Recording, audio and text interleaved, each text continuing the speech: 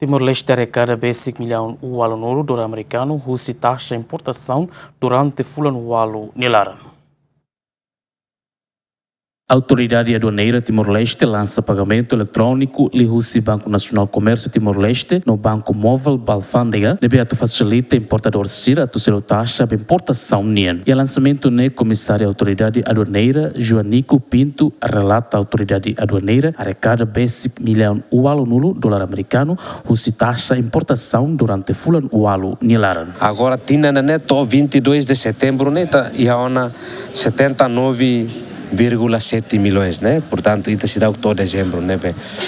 A minha esperança para tu manter que a luta ainda tinha contato, né? Mas bem, vou tirar que nehoto a mihalo, né? Kan depende para comércio, né? Lá depende mais amide, depende para mercado e mundo, né? Então, né? Makanya é feito no dar autoridade a mihalo hoje, né?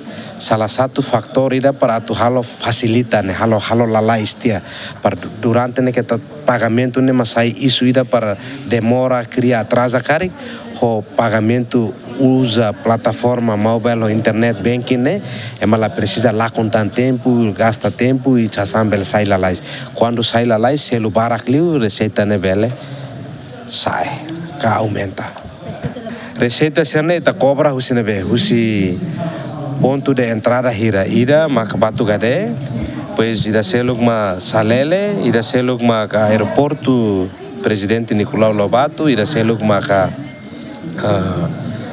porto Tibar nunemos iha posto de atendimento ida amiloke iha tunubibi neba passageiro sira nebe maka ultrapassa ya naba homos post office ne iha aeroporto iha post office ida iha dili ne tau cargo sira kikuan nebe haru ko sine bane ame cobre sine nema total hamutuk ida ohin 79 milhões ne Tibar ne contribui ona hamutuk 76.434.883 $,94 centavos ne husi Porto Tibar.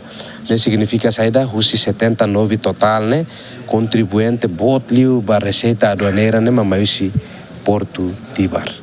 Dados a autoridade aduaneira e a tina rihunrua Ronresinhat, autoridade arrecada milhão atusida $1.1 dólar americano, husi taxa importação. Romaldo Neves, Agostinho da Costa, GMN.